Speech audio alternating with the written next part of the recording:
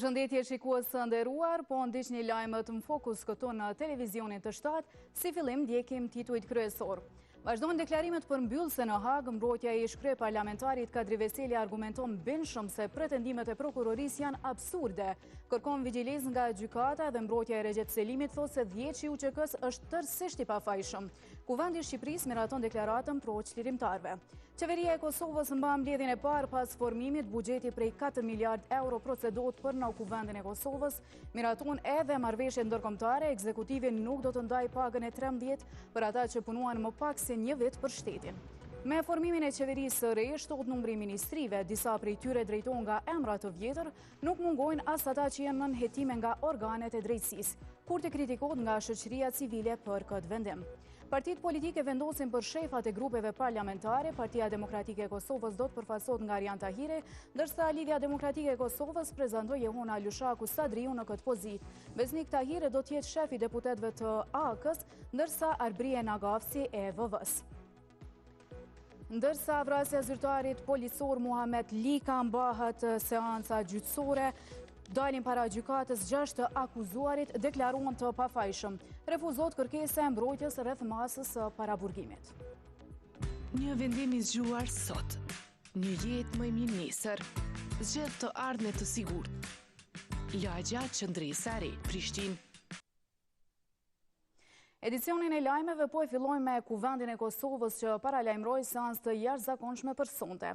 Cilat çështje do të shqyrtohen brenda këtij takimi, do të kuptojmë nga lidhja direkte që tani do ta realizojmë me gazetarin Genc Godanci. Përshëndetje Genc, cilat janë të rejat e fundit nga institucioni i ligjvënës?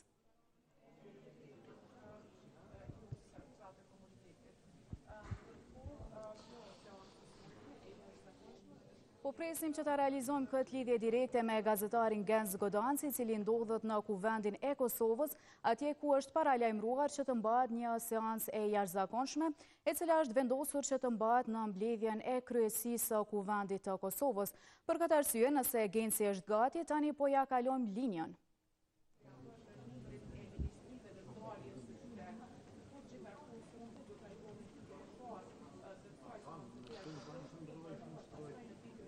Atëherë po përshëndetje Ardita për ju dhe gjithë shikuesit e televizionit të shtatë, si se thatë edhe ju pra seanca e parë e Kuvendit të Kosovës pas konstituimit që ndodhi dje, u thirrë sot në orën 19, mirë po tash kur shënon ora 19:30, siç mund ta shihni vetëm deputetët e Partisë Demokratike të Kosovës momentalisht, një e lëvizjes vetëvendosje, disa të AK-s dhe disa minoritete gjenden këtu në sallë.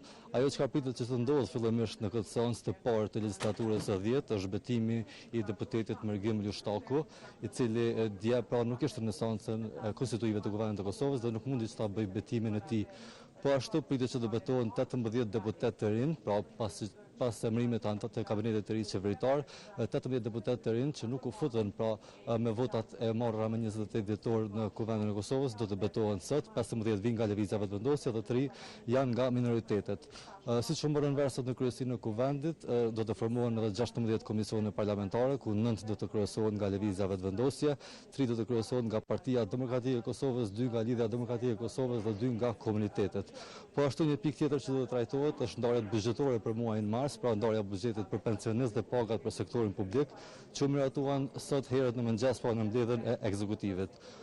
Po ashtu në këtë seancë që ende nuk ka filluar, pritet që të miratohet edhe një rezolutë për ish-krerët të ushtrisë qeverimtare të Kosovës, ku do të kërkohet nga dhomat e specializuara, zyra e prokurorit e specializuara dhe ombudspersonit që të garantojnë me përpikëri standardet kushtetuese dhe ndërkombëtare për një gjykim të drejtë, mbrojtjen e të drejtave themelore dhe transparencën, duke inkurajuar njëkohësisht monitorimin ndërkombëtar dhe duke riafirmuar përkushtimin për mbështetjen e mbrojtësisë udhëheqësve e luftëtarëve të UÇK-s dhe afirmimin e vlerave të luftës çlirimtare. Mirë po, Ardita, siç e thash pra edhe në fillim, donë se kanë kaluar tashmë 34 minuta nga momenti kur do duhet të fillonte seanca e parë e legjislaturës së 10, ende nuk duket pra që do të nisë së shpejti për shkak se, siç po e shihni, as kryetarja e Kuvendit Albelina Haxhiu dhe as nën kryetarët, por as një nga deputetët e lëvizjes vetëvendosje, si dhe nga ata të Lidhjes Demokratike të Kosovës nuk gjenden momentalisht në sallë.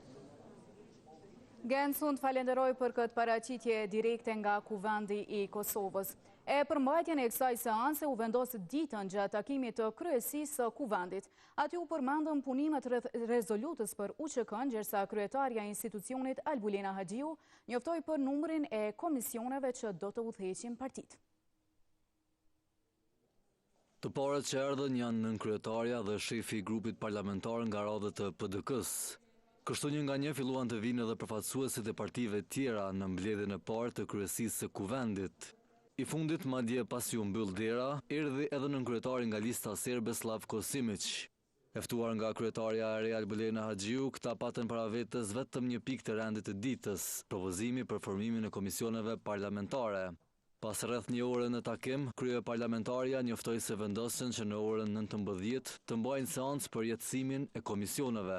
Pas miratimit në seancën e sotme e të jashtëzakonshme, që do të mbahet në orën 19, do t'i ketë 16 komisione parlamentare, pra 4 komisione të përhershme dhe në anën tjetër 12 komisione funksionale me nga 11 antar, me përjashtim të Komisionit për drejtat dhe interesat e komuniteteve me 12 antar. Pra ndarja e komisioneve, sipas formulës, është bërë sot. Haxhiu po ashtu tregoi paraprakisht për numrin e komisioneve që do kryesohen nga secili subjekt politik. Vetëvendosi do të kryesojë 9 komisione parlamentare, LDK-ja 3 komisione, LDK-ja 2 komisione, lista serbe 1 komision dhe grupi multietnik do ta kryesojë 1 komision. Përveç saj para mediave doli edhe Besnik Tahiri i AK-s që njoftoi edhe për 2 çështje tjera. Post komisioneve parlamentare shtoi se u dakorduan edhe për një rezolutë për shkrerët e UÇK-s. Kuvendi i Kosovës do ta miratojë në orën 7 sa i përket çlirimtarëve tonë, të cilët gjenden padrejtisht në Hagë, nga Aleanca për Arminë e Kosovës ka një dakordim me tekstin e kësaj rezolute. Përveç tyre do trajtohen edhe ndarjet buxhetore për muajin mars të miratuara nga ekzekutivi gjatë ditës. E në ulëset e rezervuara për lëvizjen vetëvendosje në Kuvend, ndodhin janë ndryshim pas formimit të qeverisë. Pjesëtarët e kabinetit qeveritar do të zëvendësohen me kandidatët për deputet që ishin me radhë në listat e subjektit fitues të zgjedhjeve. Ulëset e deputetëve i liruan për t'i zënë ato të ministrave. 18 nga 21 sa janë gjithsej në kabinetin qeveritar fituan vota të mjaftueshme për ligjvënës. Vendet e tyre do zëvendësohen nga kandidatët për deputet që mbetën jashtë parlamentit pas garës elektorale të 28 dhjetorit. I pari ndërtar tek Zanazemi, asamblisë në komunën e Prishtinës, i cili do ta zëvendësoj ulësin e kryeministrit Albin Kurti.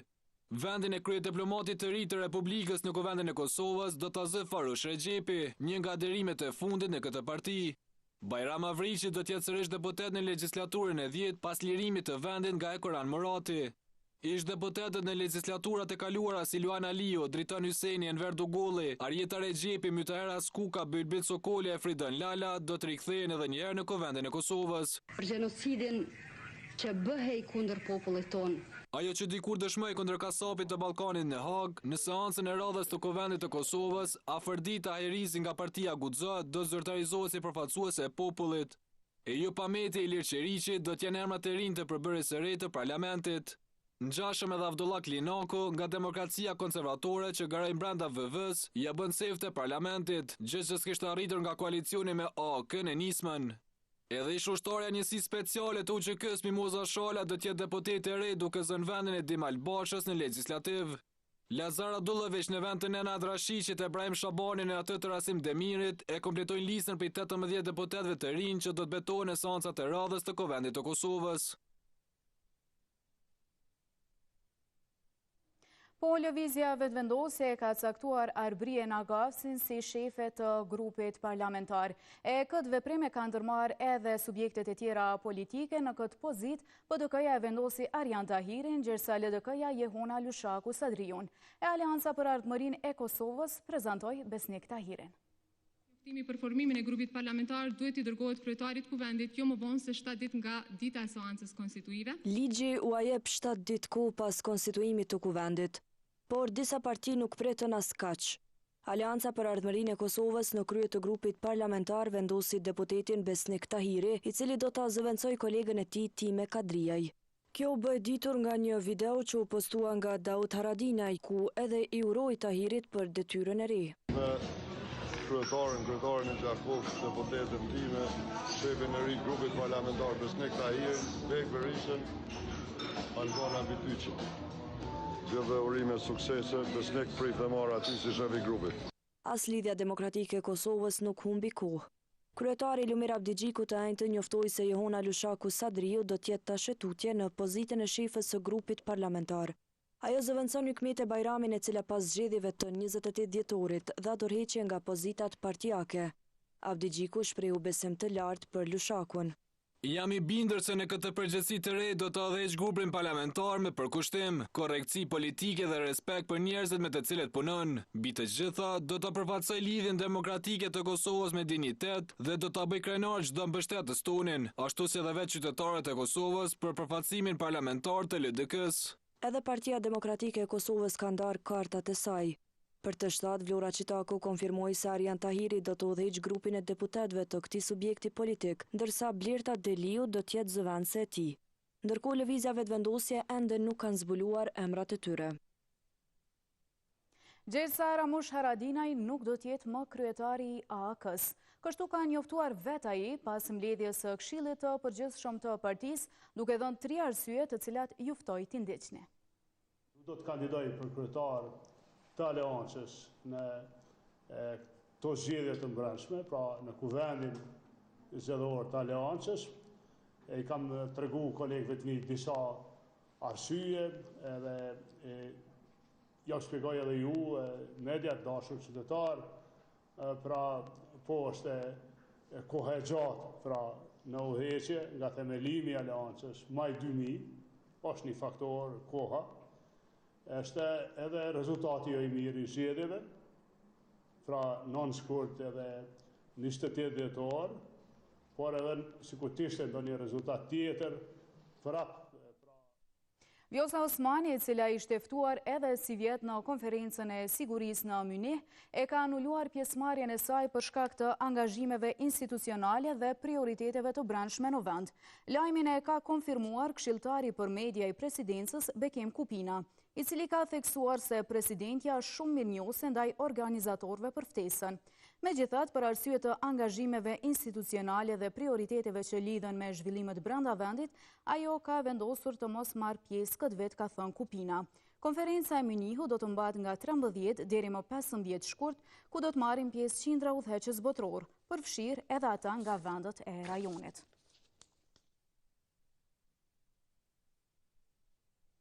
Ekzekutivi ka mbajtur sot mbledhjen e parë të qeverisë së ri. Aty vendosi për procedimin në kuvend të projektligjit për buxhetin e vitit 2026. Në deklarimin e tij, kryeministri Albin Kurti tha se vlera e buxhetit është 4 miliard euro. Gjatë takimit, kabineti i ri qeveritar miratoi unanimisht edhe të gjitha marrëveshjet ndërkombëtare. Pas gati një viti, por i kthehet fuqiplot në vendin e tij të punës. Vetëm 12 orë pas votimit si kryeministër, Albin Kurti ftoi kabinetin e ri qeveritar në mbledhjen e parë. E pasi ju uroi mirëseardhjen atyre që nuk ishin pjesë e ekzekutivit të kaluar, shtoi se është optimist për suksesin që do ta kenë. Përvojën që kemi fituar, së bashku me ekspertizën dhe dijet tuaja profesionale, më bëjnë besoj se ky kabinet i ka të gjitha parakushtet që tjetë kabineti qeveritar më i suksesshëm në historinë e re të Republikës sonë. Ndonë se takimi do duhet të ishte ceremonial, tregoi se megjithatë dita e parë e punës i mblodhi për miratimin e marrëveshjeve ndërkombëtare. Plani i rritjes Bashkimit Evropian në vlerë prej 882.6 milion euro dhe 3 marrëveshje me Bankën Botërore në vlerë mbi 120 milion euro. Po ashtu arsye e rëndësishme e takimit ishte edhe riprocedimi në kuvendi i projektligjit për buxhetin 2026, i cili ishte miratuar edhe në tetorin e vitit të kaluar. Është buxhet me vlerë prej 4 miliardë euro, ku për komunat e Kosovës parashihen 867 milion euro. Ky buxhet e përmban edhe pagën e 13 për punëtorët e sektorit publik që paguhen nga buxheti, pagë e cila do të paguhet sapo të hyjë në fuqi ligji i buxhetit. E prej së premtes, Kurti tha se do filloj kontaktet me subjekte tjera edhe për çështjen që duhet përfunduar para 5 marsit. Por sa të përfundohen këto, jam i gatshëm që nga nesër të fillojmë kontaktet dhe diskutimet me subjekte tjera politike për çështjen e presidentit. Kur përfundoi adresimin para mediave, kabineti i ri ekzekutiv Kurti 3 miratoi unanimisht të gjitha marrëveshjet ndërkombëtare si dhe projektligjin për buxhetin. Me që jo i ftoj për miratim, kush është për? Faleminderit, kundër nuk ka, abstenim nuk ka.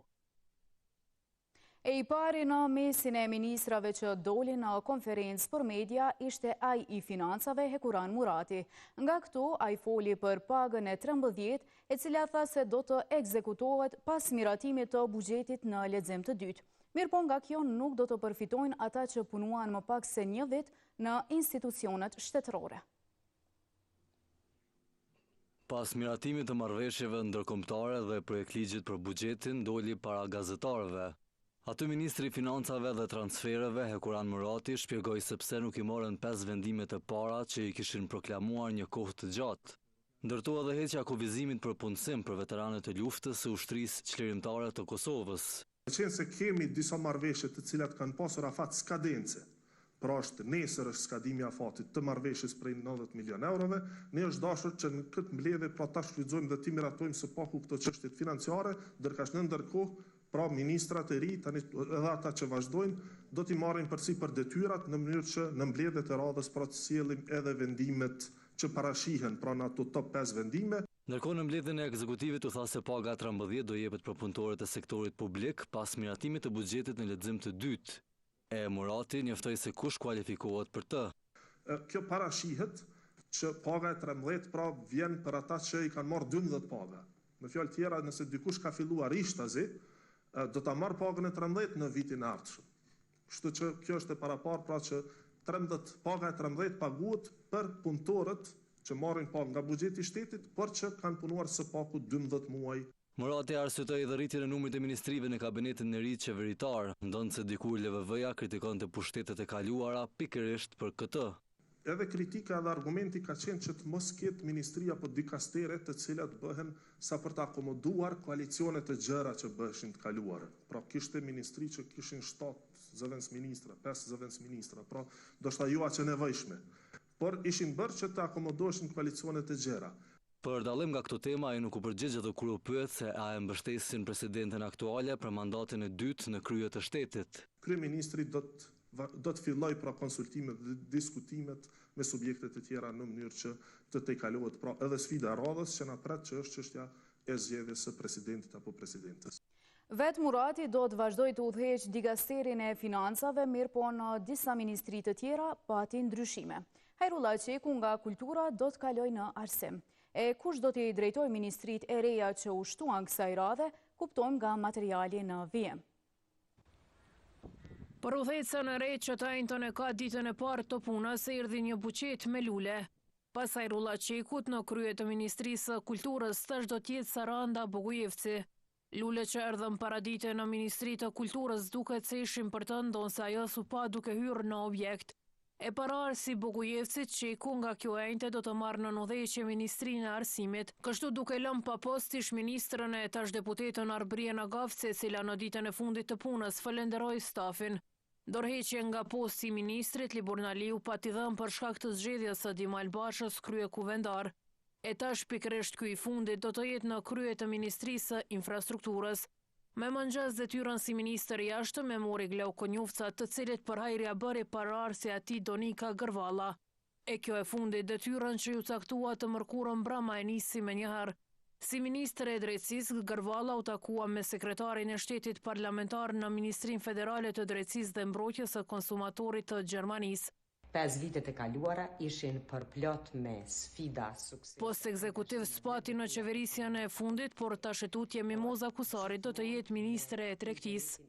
E për këtë përgjegjësi që ju besua, ju shfaq e lumtur. Udhëzues për secilin veprim të mëtutjeshëm. Të tillë ministri spati në 4 vjeçarin e kaluar, por në qeverin Kurti 3 ministër për punë, familje dhe vlera të luftës çlirimtare do e ketë në krye Endin Hotin. Për ta mbrojtur mjedisin përdor shumë biçikletën, andaj Kurti duket se u bën që ministrin për mjedes ta ndaj për fitore Pacollin. Një Mitrovicas tjetër pas Faton Peci do të jetë në krye të Ministrisë së Bujqësisë, ai është Armend Muja. Derisa një bashkëpartia Kipecit, Blerim Gashani do të drejtoj Ministrinë e Vete tashmë atë të sportit.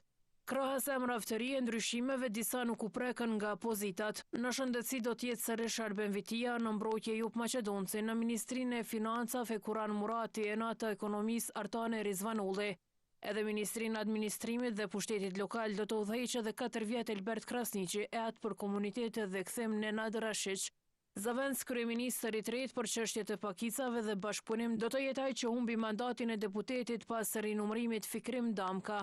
Ai bashkë me disa nga kolegat e qeverisë është në nënhetime nga organet e drejtësisë, e kjo duket se Kurtit si pengoj.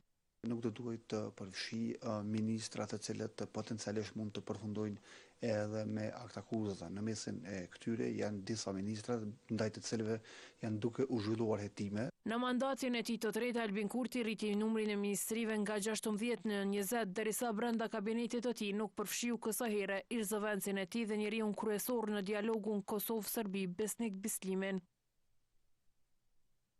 Edhe sot kanë vazhduar deklarimet përmbyllëse në Hag, kësaj radhe fillimisht fjalën e mori mbrojtja e ish kryeparlamentarit Kadri Veseli, avokati Rodney Dixon, i cilësoi si absurde deklaratat e prokurorisë, duke kërkuar nga gjykata vigjilencë për provat që erdhën nga Serbia.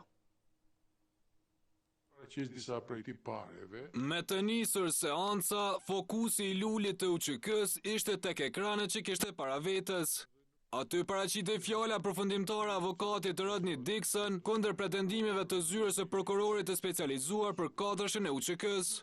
Avokati Kadri Veseli deklarimin që e nisi një ditë më parë e vazhdoi edhe këtë ejte me një kërkesë për trupin gjykues. Të nderuar gjykatës, ju si gardianët e shtetit ligjor tani në fund të këtij gjyqi të gjatë i keni në duart argumentet e ZPS-s kundër zotëri Veseli dhe ju jeni ata të cilët do ta pengoni këtë përpjekje të kotë të ZPS-s me qëllim që të mos shtrembërohet drejtësia. Se sa absurd janë akuzat e prokurorisë, avokati Dixon krahasoi me një shembull të ministrit të mbretit Louis XIII të Francës e me një tjetër në SBA.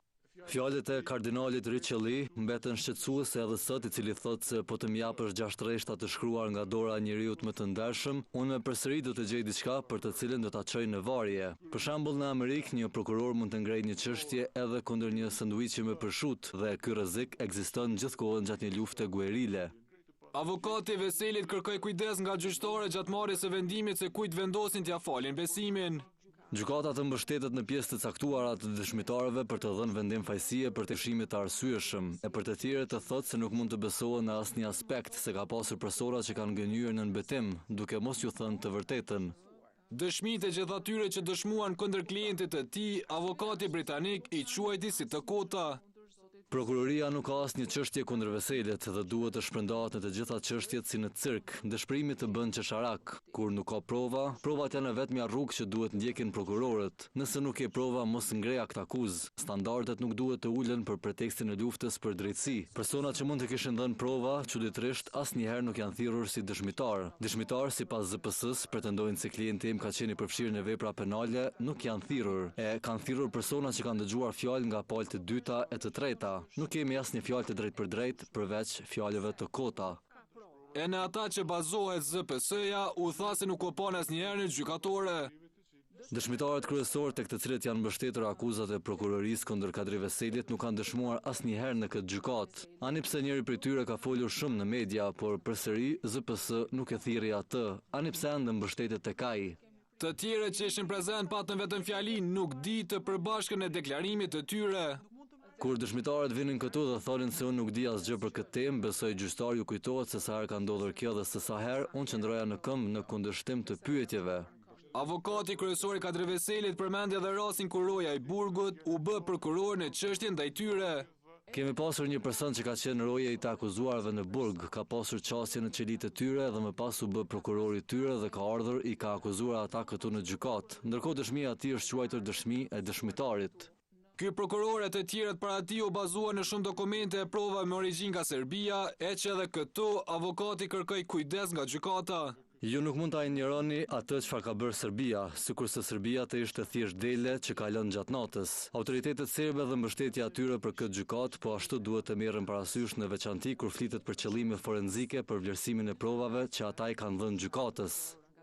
Në mbyllje të fjalës së tij, Rodney Dixon kërkoi edhe një herë lirimin e Kadri Veselit nga akuzat e shpikura të prokurorisë.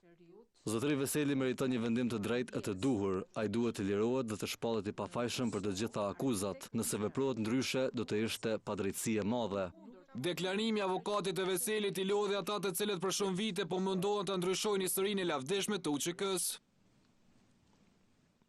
Edhe mbrojtja e Recep Selimit ka filluar pas ditën e sotme fjalën përfundimtare. Avokati gjatë deklarimit tha se vjeçi i UÇK-s është tërësisht i pafajshëm. Në provat e pabesueshme të një dëshmitarit të cilin e kemi parë për herë të parë para këtij trupit gjykues që implikon zotin Selimi edhe në rrahjen e tij. Një pretendim që se kishte bërë asnjëherë përpara, pavarësisht mundësive të pafundme që kishte pasur për këtë gjë. Kompenzimi financiar që dëshmitari ka pranuar ZPS-s se ishte interesuar, duket se të ketë mjaftuar që ky dëshmitar të gënjej sy me sy para trupit gjykues. Pra, nuk kemi pasur asnjë informacion që ka marrë ZPS-ja sa i takon lirimit të tij apo sa i takon rrahjes së tij dhe karakteristika të tjera për personin që e ka identifikuar si zoti Selimi dhe që ai e ka rrahur atë.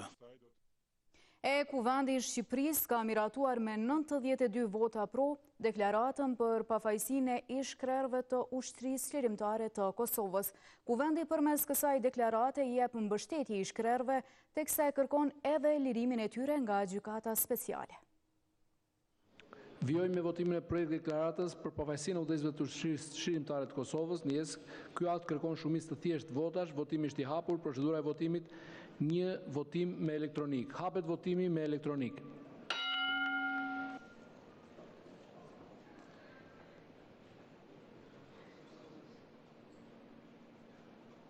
Mbyllet votimi. 92 deputet pro, 0 abstenim, 0 kundër.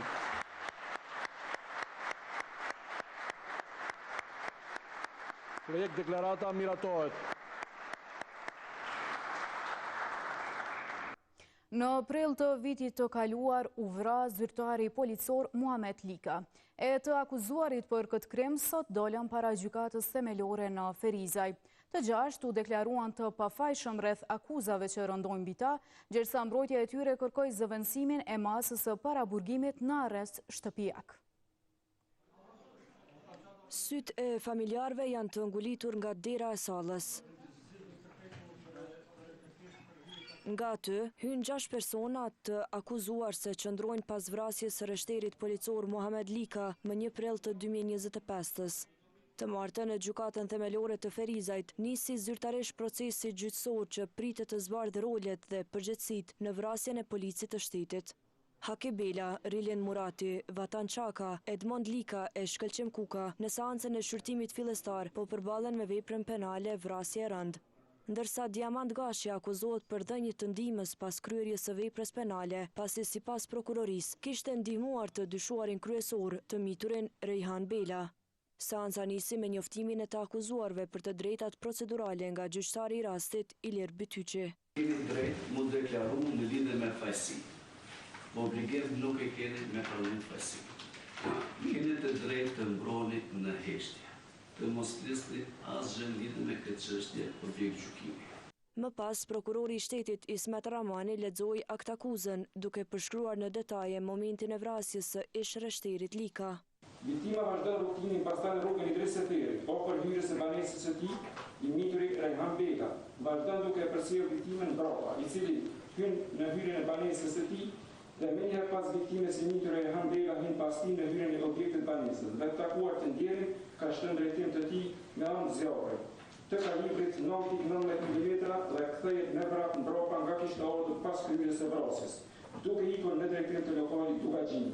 Sipas tij, pas të shtënave fatale, derisa po largoheshin me vrap nga vendi i ngjarjes, ishte dëgjuar një zë që thoshte "Bravo, ik". Bashkohet me të pandeurin Rilien Murati, i cili kishte qenë duke pritur dhe së bashku me vrap largohen përmes rrugës Mehdi Dallushi, ndërsa derisa ishin duke varkuar, i mitur dhe i pandeuri dëgjohet një zë duke thënë "Bravo, ik". Asnjëri nga të akuzuarit nuk kërkoi sqarime shtesë rreth aktakuzës, andaj radha erdhi pranimit ose jo të fajësisë. Ndërsa plotësisht aktakuzën edhe jam plotësisht i pafajshëm. Ulu. Të gjashtu deklaruan të pafajshëm. Ja s'më pranu se jam i pafajshëm. Ulu. Edmond Lika. Pranon e fajësinë apo nuk e pranon? Dy prej mbrojtësve, ai I Diamant Gashit dhe Rilen Muratit, kërkuan zëvendësimin e masës së paraburgimit. Propozoj gjykatës që masën e paraburgimit ta heqni apo ta ndryshoni duke zëvendësuar me një masë tjetër alternative. Një kërkesë e tillë u refuzua nga trupi gjykues. Me arsye sikurse në vendimin për vazhdim të paraburgimit. Me këtë vendim u mbyll seanca fillestare. Jashtë objektit të gjykatës, avokati I Edmond Likës, Shpëtim Vishi, deklaroi se mbrojtja kundërshton çdo pretendim për bashkëkryerje të veprës penale. I njëjti konsideron, po dhonësi mbrojtës plotësisht e mbështes pafajësinë e tij. Në emër të akuzuarit dhe në emër të familjes së tij mbështesim çdo veprim që ka për qëllim zbardhjen dhe ndryshimin e këtij rasti, duke marrë përballë se kemi të bëjmë me një rast mjaft serioz. Mbrojtja thot se pret një proces të drejtë dhe të paanshëm, duke shprehur bindjen se gjatë shqyrtimit të provave do të dëshmohet pafajësia e të akuzuarve. E në këto momente po vazhdojnë punimet në Kuvendin e Kosovës për të informuar rreth zhvillimeve brenda seansës, mirë po edhe për të gjitha lajmet e tjera, ju vazhdoni të ndiqeni dhe të informoheni përmes Gazeta Express.com. Unë ju falenderoj për vëmendje, mirëmbëjtje.